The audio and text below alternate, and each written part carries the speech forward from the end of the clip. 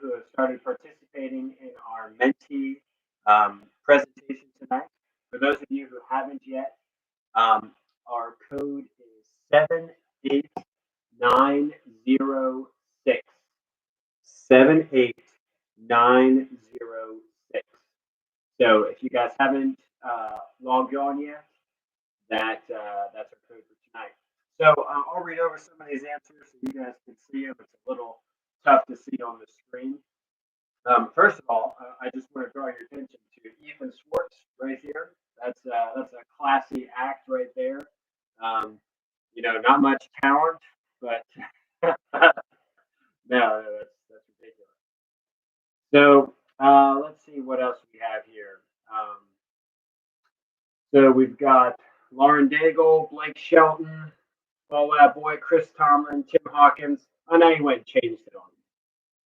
That's terrible. Got Blake Shelton up here for King and Country and King and Country. I'm going to take that as the same thing. Too bad, Switchfoot over here. Wait, where'd it go now? There, just a little teeny tiny Switchfoot there. Sorry, Tegan, we're going to have to get some more advertising going for them. Now, where'd the other one go that I wanted to show?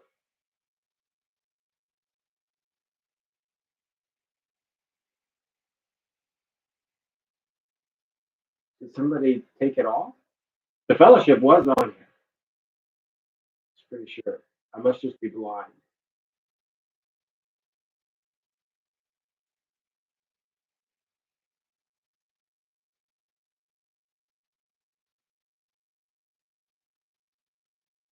Okay, I'm officially blind.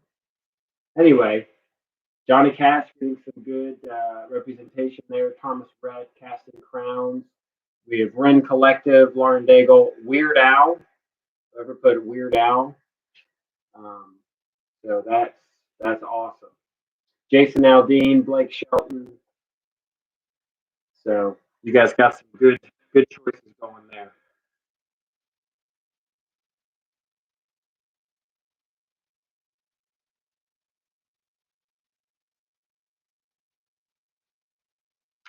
All right, so hopefully as you guys were going through this, you could have just continued on and completed the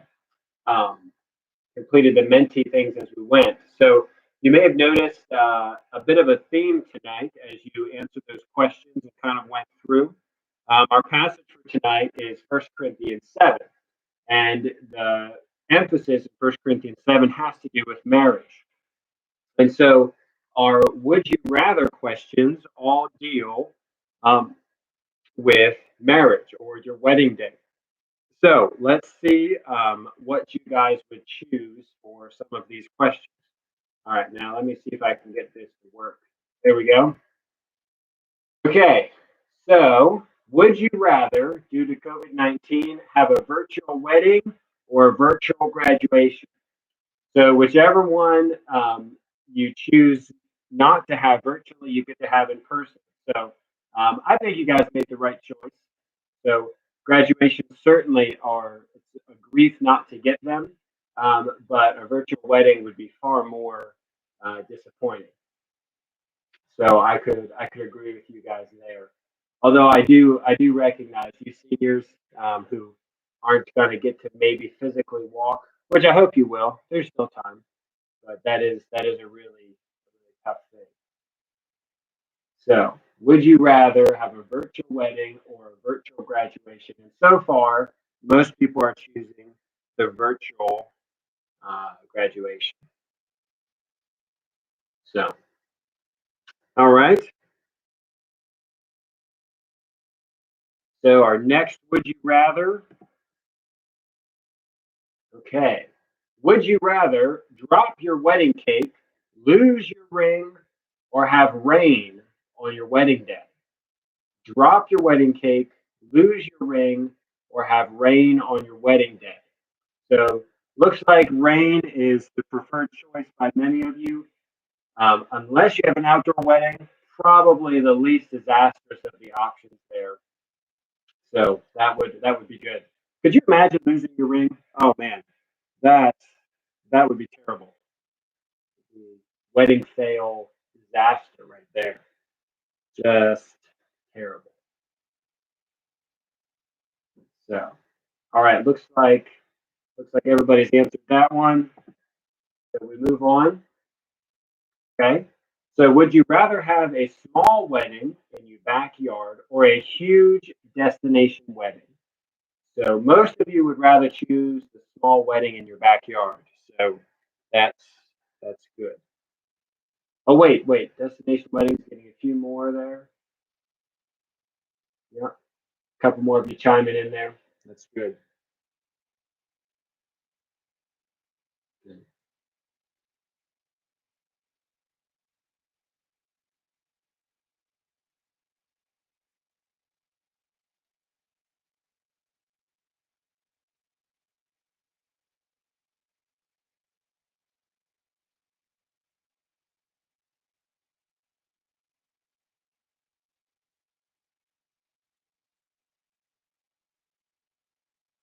All right, looks like most of you had a chance to answer that one.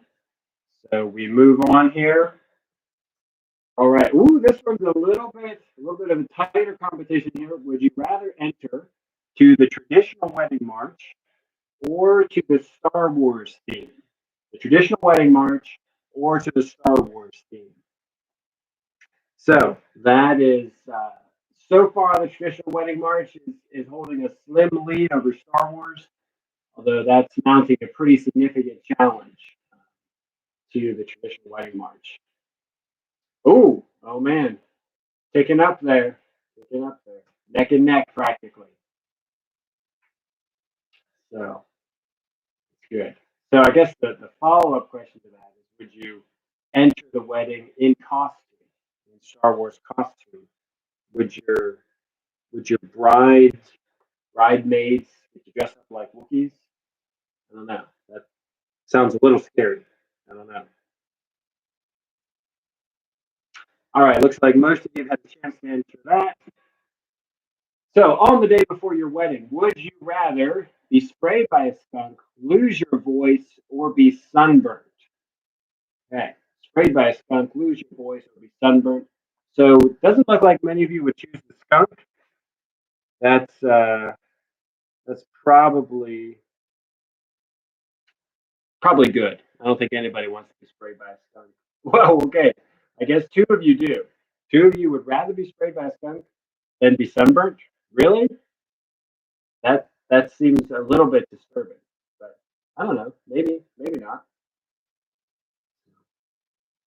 I was almost sprayed by a skunk the day before our wedding, but we avoided it. I did not lose my voice or get sunburned, so that's that's all good. More of you choosing sunburn there.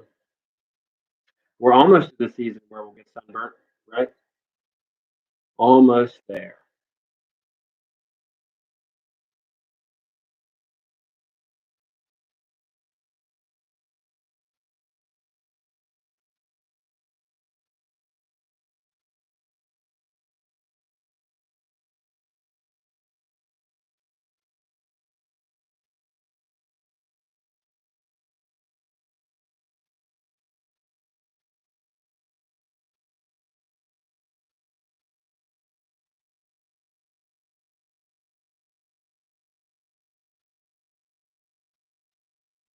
If you guys aren't able to see the YouTube chat that goes along with this, it's pretty hilarious.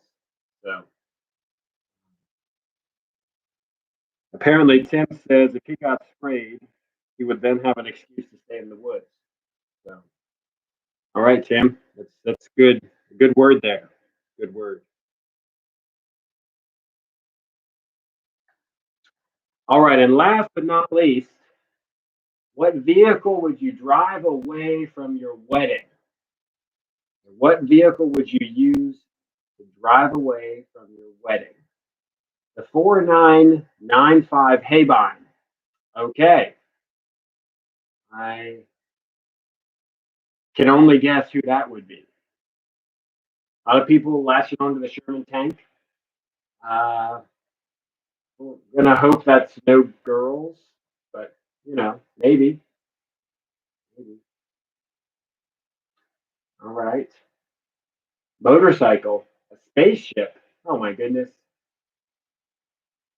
1969 Dodge Charger, 1980 CJ7, a Corvette, Pierce Arrow touring car, Polaris Razor, Deuce and a Half tank, or a Porsche Spider. My truck. Nice. Chevy truck. Motorcycle. Oh, I already said motorcycle. That's something expensive. That's good. Good. A horse. All right. I like it. Somebody riding off on a horse. It's good. It's good.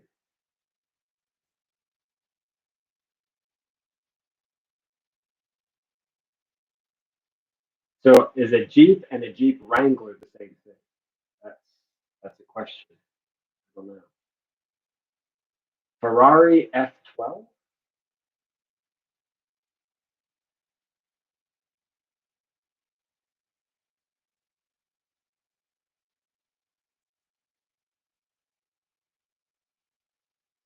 Tractor. Good. Somebody fit a tractor in there.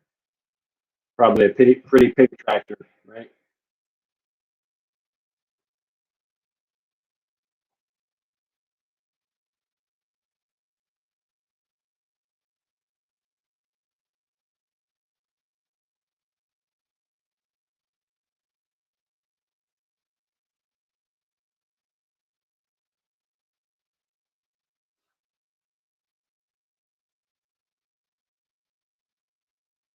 Oh yeah, the Ethan Sports fan. Let me tell you, that's pretty cool right there. Yep. You have no idea with chewed up animal crackers in the seats. It's good stuff. I like the person that said a car. Yep. That's what it comes down to. Just the car.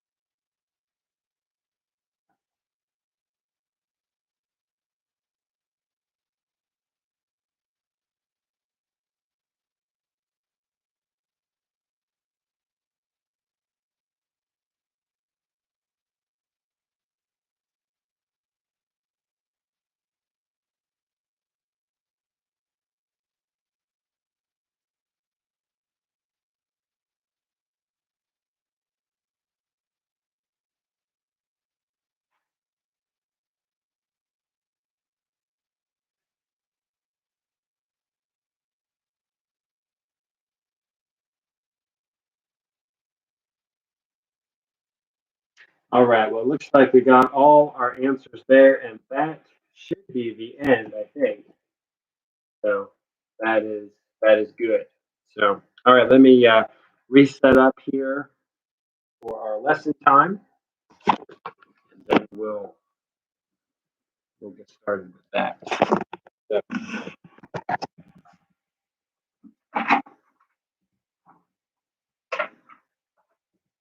all right. Well, hi guys. Good evening. It's good to be with you all again. Thanks for your participation in our would you rather questions. We avoided any questions about toilet paper or toilet paper substitutes. So I think I should get some credit for that, right? So, all right. On my notes here. Okay, so as we start tonight, I wanted to go over a couple of announcements. First of all, I forgot to do this last week. So all of you guys on the chat, you're talking to one another, but go ahead and send your friends a text, someone either in your small group or just someone in the youth group, and ask them how their quiet time was this week. So we had a leaders meeting tonight, and a couple of the leaders reported that quiet times are tough during this season, and that's not really a surprise. If you guys remember, we talk about this a lot during the summer, that the times where your schedule gets thrown out of whack, even if you have more time, it's difficult to fill that time with a quiet time because you're out of your routine, you're out of your schedule, and so it's hard to to make that work. So I sympathize with that, guys. I know it's tough, but I really would just encourage you to make an effort to get up a little bit earlier, or to squeeze it in before you go to bed, do it over lunch, something like that. We're talking about 5 minutes, just to spend some time in the Word and in prayer. So send that text, check in with your friends, and see how their quiet time was this week. Secondly, for the senior high, we have 2 opportunities going on right now. First of all, you guys should be checking your emails. You guys should be getting some questions from Nate Schaefer that are kind of on the theme of apologetics. Nate has spent some time putting together some questions to encourage discussion among you as a class, since you guys can't meet together. And so I really would encourage you all to participate in that discussion. The questions he's put together are really good. And so far, I've really enjoyed hearing your answers and seeing the things that you guys are wrestling with in the realm of apologetics. So really do make an effort to respond to those questions if you can. That's just a good discipline, and it keeps you guys connected, so that when we can meet again as a Wednesday night, that'll be great. Also, this morning we did our first senior high Sunday school class, and so thank you to those of you who participated via Zoom. Our topic for the next few weeks is money. So we're going to be talking about a biblical theology of money. How do we as Christians view our money and possessions, and what does it look like to live faithfully with those things? So it's at 9 o'clock. The Zoom invite should have gone out by email. So if you guys have an opportunity to join that discussion, that would be great. Okay, so we have 2 birthdays today to recognize. Yes, 2 birthdays today. So the first is Mark Garman, which I think I heard Mark is turning a grand old 19. Is that right? I think that's what I heard. So you guys can wish him a happy birthday. Not too many candles for him to blow out. And also Austin McLaren has a birthday today as well. So 2 of your leaders there, if you guys get a chance to send them a text or in your small groups later tonight, make sure you wish them a happy birthday. So, somebody says he's 76. I don't know about that. So, yeah. So happy birthday, guys. We've had a lot of birthdays this month. It's a shame that you guys can't recognize them all together. Caleb had a birthday this week. Trying to think who's coming up. A couple people coming up as well. Wyatt had one last week. So yeah, you guys are life goes on, right? It's good stuff. Okay. Well, with those announcements out of the way, let me pray for our time in the Word, and then we'll get right into it here.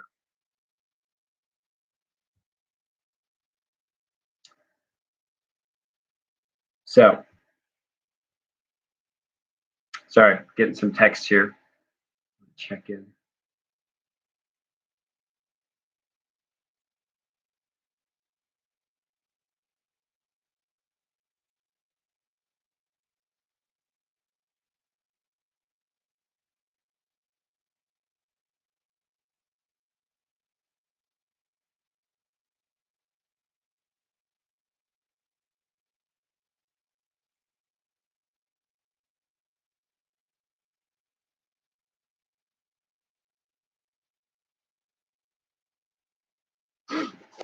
All right, so let's pray, and then we'll get into our lesson.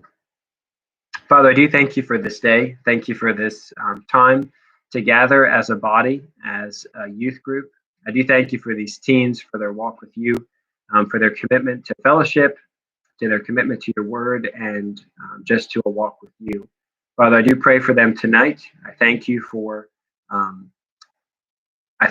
them, and I just ask that as we spend some time in your word tonight, they would be encouraged, that they would be strengthened and equipped, maybe challenged in some areas as we think about things tonight.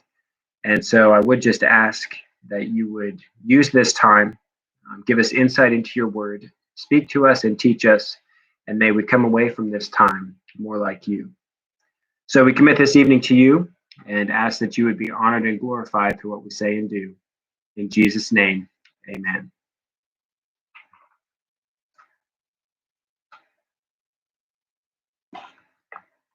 All right. So if you guys remember, we covered 1 Corinthians 6 last week, and I asked you guys to discuss in your small groups a specific question.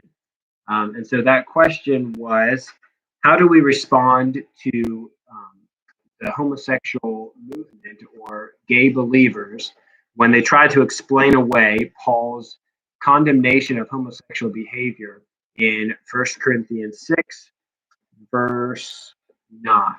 Okay. And so one of the interpretations out there that gay believers will use is that this isn't referring to homosexuals. This is just referring to homosexuals in an abusive relationship. So if you're a faithful, loving, monogamous homosexual couple, this condemnation doesn't refer to you. Okay. So I can see you guys can get onto the chat. So anyone want to offer some responses that you guys talked about in your small groups via the chat?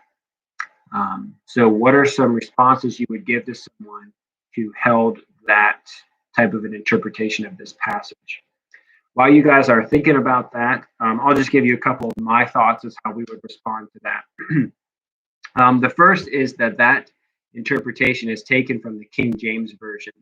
This idea that they're man abusers, not traditional homosexual in the way that we would interpret that.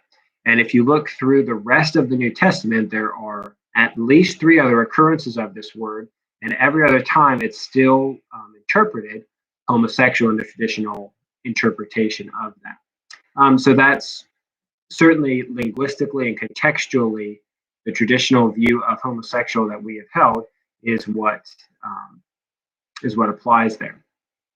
So the other is more of an issue just with sin in general, right? So if we're going to allow that to be true of homosexuals in this category, why would that not also be true of adulterers and fornicators and all of those others that are described in that section?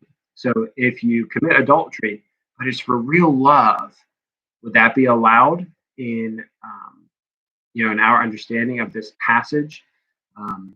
And obviously, when we open that can of worms with interpreting homosexuality this way, it opens a can of worms with all of these other behaviors as well, which when we look across Scripture, we see obviously that we can't hold to that interpretation. So another just example that I think is really, really interesting is the fact that Paul uses the word effeminate and homosexual. Okay, so he's describing this gay lifestyle by both of these terms. And so as we are reeling, in a sense, as a culture with the whole transgender movement and the ramifications of that upon society, as well as homosexual marriage and things like that, it's amazing to me the specificity with which Paul addresses this issue in Corinth. And so the things that we're seeing in our culture are not new. They were being experienced thousands of years ago in Corinth. And Paul is already writing to give you clear standards for your sexuality and how we are to live during this time. And so I think that's just amazing when we think about the Bible being a book that was given to us thousands of years ago, and yet it speaks with crystal clarity to the current cultural issues we're dealing with today. If that doesn't give you goosebumps, if that doesn't give you great confidence in your God and in His Word, I don't know what will. So that's awesome. Okay, so I hope you guys had a good chance to discuss that in small groups. That's an important conversation for our day and age. So as we pick up in verse 7, we really are at a transition in the entire book. And so up to this point, Paul has been addressing erroneous behaviors that are present in Corinth. So you remember the theme of all of 1 Corinthians is sanctification. Okay, sanctification is the theme for the whole book. And so in the first 6 chapters, Paul is correcting them in behaviors they're doing that are wrong. So he's identified some of these areas: divisions, pride, human wisdom, the lack of church discipline, and the dragging people before courts that we talked about last week. He's identified some of these issues and has confronted the believers at Corinth and told them what they were doing was wrong. Okay, now in chapter 7 through the end of the book, Paul changes his theme, he changes his flavor, and he begins to respond to questions that he has received from the Corinthian church. So from this point on, he's responding to questions as the Corinthians are dealing in culture. They're new believers. They're walking through this thing for the first time, and they have some pretty serious questions about how to walk with the Lord and be in this very pagan environment. And so the tone of the letter changes from chapter 7 on as Paul deals less with correcting and more with instructing, more with equipping them as to how they're to walk with the Lord. Now, there's still a good bit of correction involved as he answers these questions, because some of the questions come out of erroneous beliefs on the Corinthians' part. But that sort of harsh tone in the first 6 chapters is no longer there. So with that, let's pick up in chapter 7, and we will read verse 1 and 2.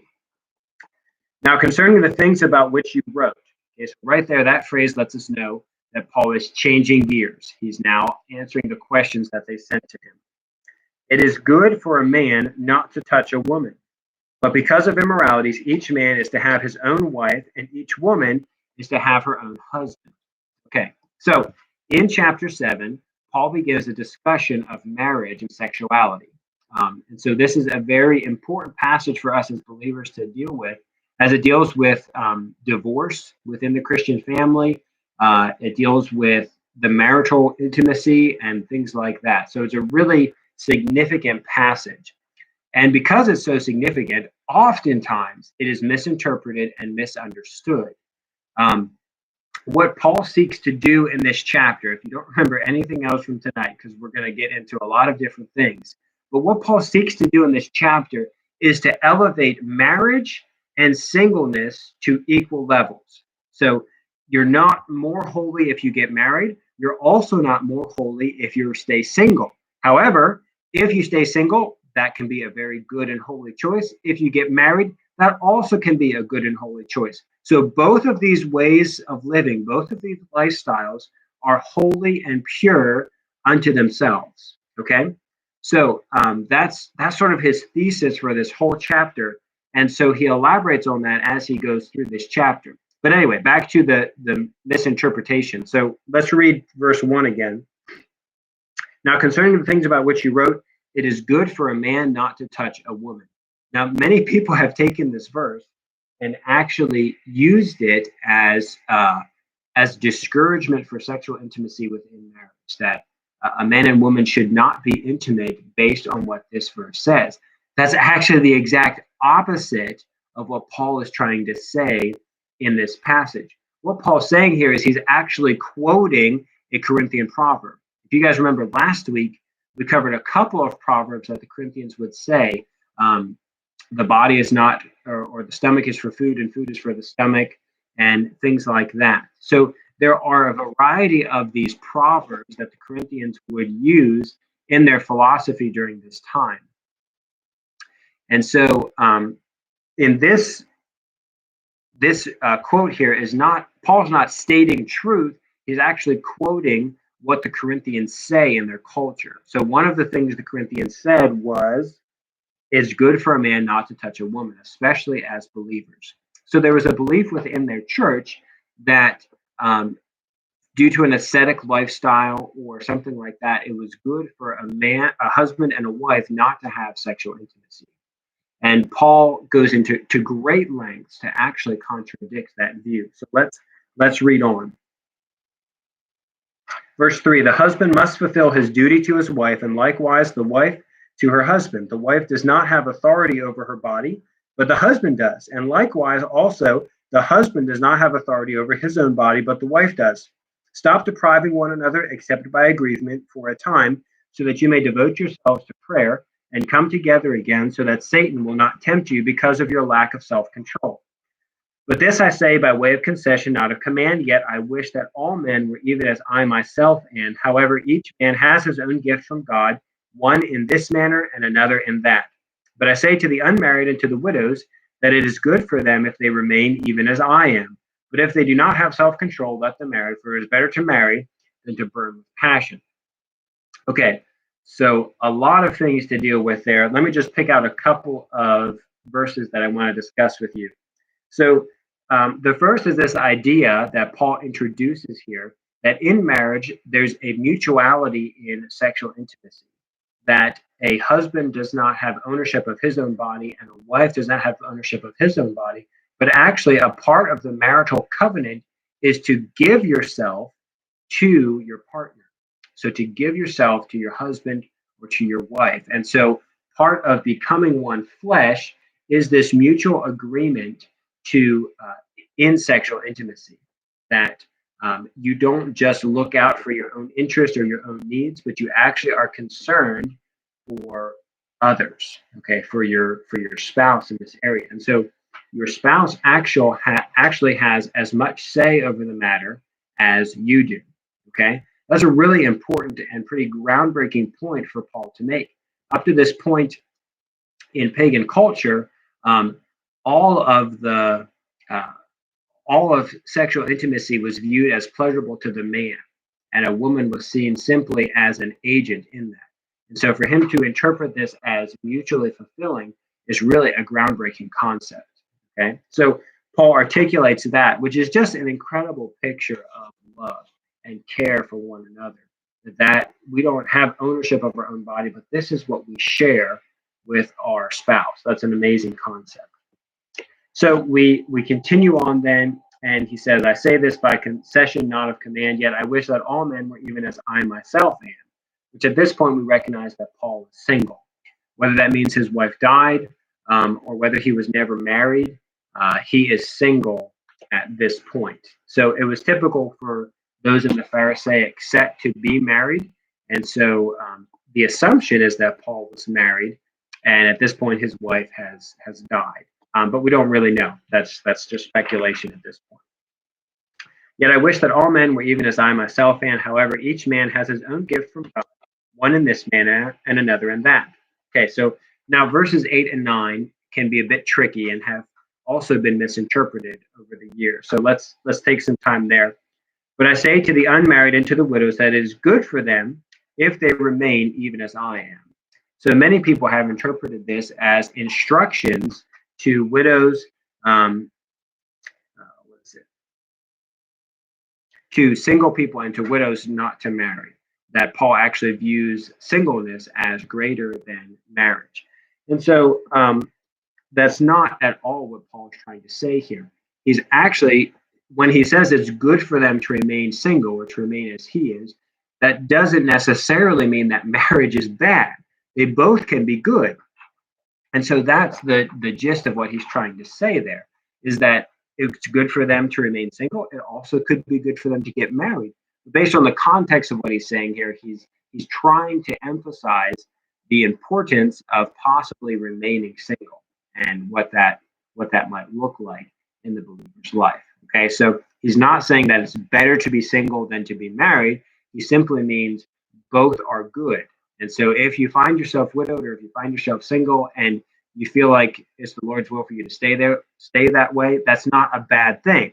That really could be a good thing. Okay, then in verse 9, but if they do not have self-control, let them marry, for it is better for them to marry than to burn with passion. So many people have viewed this passage as permission, that if you lack self-control, if you don't have the ability to control your lust or your physical appetites in this area, then you just should marry as soon as possible so you're not dealing with temptation. And that over the years has led to numerous mistaken marriages and justification for marriages that should have never started in the first place. And so Paul is not giving permission for some kind of, lack of self-control, just indulging in this thing. Rather, what he's saying, he's drawing our attention to a focus on the gospel. Okay, you're thinking, how in the world does this passage give us a focus on the gospel? Well, as we read through this passage, if we look at the context of this passage as a whole, the reason that Paul gives for remaining single or for getting married deals with how you can best operate your ministry for the gospel. So, are you going to do your ministry best as a single person? And if you're going to do your ministry best as a single person, then don't get married. Stay single and commit yourself to that ministry that God has called you to. However, if due to your desires or whatever, you're going to be more focused on the gospel if you have a marriage and a family, sort of this rooted in stability at home, and that's sort of your foundation, and you can then focus in an undistracted manner upon the gospel, then do that.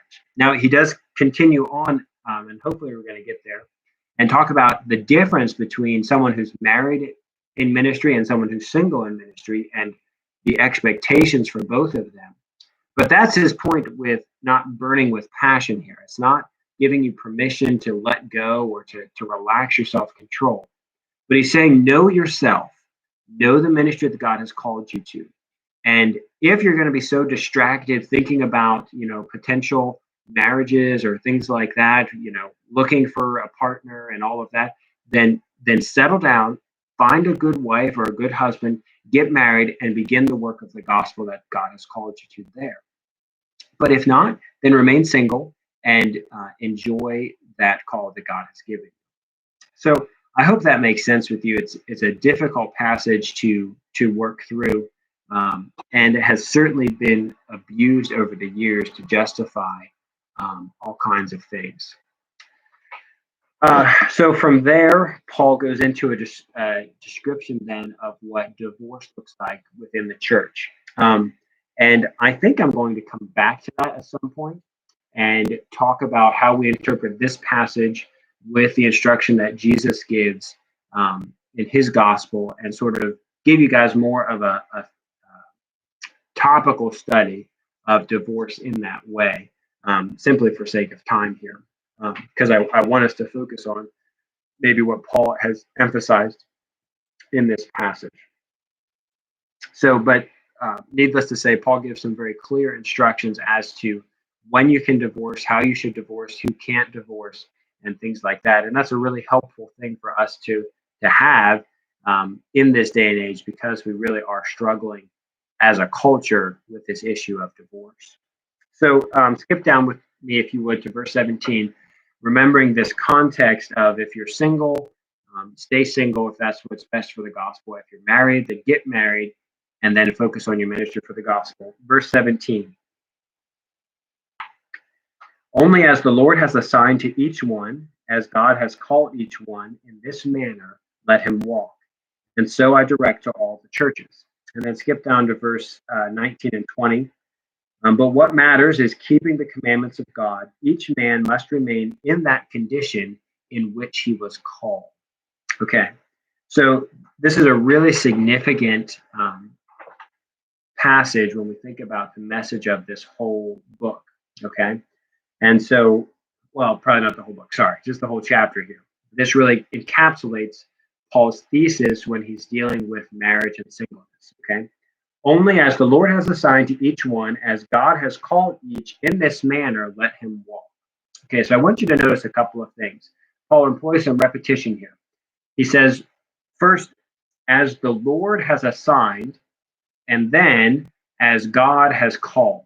Okay, so both of those phrases represent the sovereign work of God in someone's life. Okay, so this passage is talking about the position that you find yourself in life, whatever scenario you currently are in, and he's reminding them that whatever your gifts, whatever your talents are, whatever your physical appearance is, whatever your relationships look like, all of that is encapsulated in what God has assigned to you, what the Lord has called you to. This situation that you find yourself in life, whether you're pleased at this point or whether you feel disappointed in it, is a part of God's sovereign plan for you. Okay? So that's a really key point as we think about this whole doctrine of marriage and singleness. Okay. If you find yourself married at this point, that is because that's a part of God's sovereign will for you. If you find yourself unmarried at this point, that also is a part of God's will and assignment for you. Okay. So now, and beyond then this issue of marriage and singleness, if we think about the life of the believer as a whole, this is true in all of those other categories as well. Whatever gifts you have, whatever talents you have, whatever your physical appearance looks like, the family that you find yourself in, maybe your intellect, okay? All of those things are a part of the life that God has assigned you. Those are things that, in some sense, are outside of your control, okay? You can change some things about all of those things, but they're also primarily out of your control. They're things that the Lord has assigned to you, okay? So, what are we to think about these things? So, as the Lord has assigned to each one, as God has called to each one. Okay, so again, that each repeated twice draws attention to the fact that we are distinct, that Paul is speaking specifically to individuals at this point. As God has called you, as the Lord has assigned to you. So we're talking about very specific issues that individual believers deal with. Okay. And so, as God has assigned, as He has called you, each of you specifically, individually, with your gifts, talents, and abilities, let Him walk. Now, obviously, we're not talking about going for a stroll or going for a walk like Wendy does every day, right? Okay, this is talking is a technical term for your walk before the Lord. So, what Paul, in essence, is saying, whatever situation of life you find yourself in, whatever your gifts, talents, and abilities are, use them in your walk with the Lord. So, in essence, what Paul is saying is stop looking at other people and feeling jealous about what they have. Stop comparing yourself to others, looking at their talents, their abilities, what they have in life, and feeling inferior or insufficient because of what they have. Don't you recognize that the life you're living today, the talents, the gifts, the abilities, the life circumstances that you've been placed in are directly a result of God's sovereign plan in your life? Now, you might hear that and say, well, Pastor Ethan, then God has a sixth sense of humor. If He has done all of these things and specifically made me this way.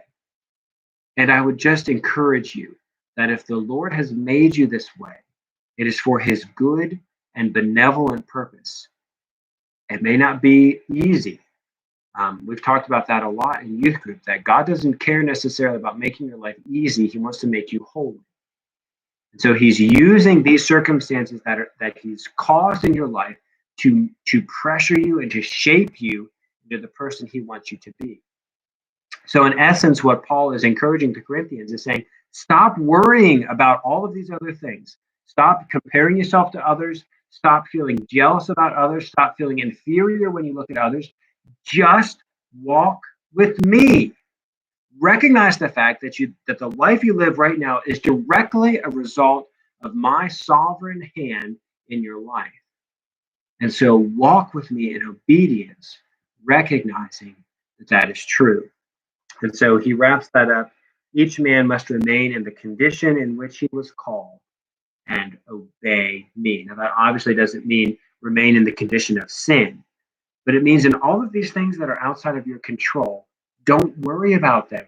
Rather, just control your relationship with the Lord. Don't use your circumstances as an excuse not to obey God. Don't use your life situation or your abilities and talents to prevent you from walking in obedience with the Lord.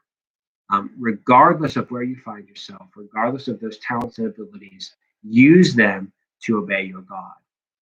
And so this is specifically applicable as I think about you teens, and I think about and I know this is true in my own life, and I know there's even a greater pressure for you, where you can get caught up in watching what everyone else is doing, seeing what everyone else is posting on social media, the relationships that they have, the boyfriends, the girlfriends, the fun that they seem to be having. how successful they are in school or the college that they got into or whatever that may be, and you feel um, you feel inferior because of what you see other people achieving. And could I just encourage you today to not give into that jealousy, to not give into that temptation to think less of yourself? Recognize who you are. Okay, be honest with your skills and abilities. You're not going to be as popular as some people. You're not going to be as smart as some people. But that's specifically because that's how God made you. And He has a beautiful and perfect plan for you. It's not easy, it's not going to be a cakewalk, but that allows you to be shaped into the person He wants you to be. Okay? So I hope that's an encouraging word for you tonight. I hope you recognize the truth of that in your own life and that becomes something that you can really hold on to in these weeks to come. So let me pray for you guys, and then we will send you off to small groups at 8. So let me pray and ask the Lord to help us as we deal with this issue. So bow your head with me. Father, I do thank you for your word. And as we were even thinking about the passage that we discussed from last week, we are so grateful for how timely your word is, for how it speaks to us today with the issues that we experience and the things that we go through even now. So, Father, I do thank you for this passage that reminds us that wherever we find ourselves, whatever situation we are in, whether it be marriage or single, whether it be as smart as we would like, or maybe as good looking as we would like, that we would remember that this is all a part of your plan, that you have called and assigned us to this specific situation that we find ourselves in. And so, Lord, I ask that you would give us contentment in that we would not be caught up in the grass is greener on the other side of the fence complex, but rather we would just walk with you where we find ourselves, and that we would look at our lives and recognize that we are sufficient and we are made whole, not because of our skills and talents, but because of who you say we are, that we are your children and we are adopted into your family, justified, sanctified, and one day glorified because of the work that you've done on our behalf. So may that comfort us and give us truth today. Lord, I do pray for our small groups as we go ahead. I pray that as we connect and as our leaders talk to our teens, I just ask that it would be a good time of encouragement, that there would be mutual accountability that happens there, and that we would come out from this time encouraged and desiring to walk with you. We pray all of these things in Jesus' name.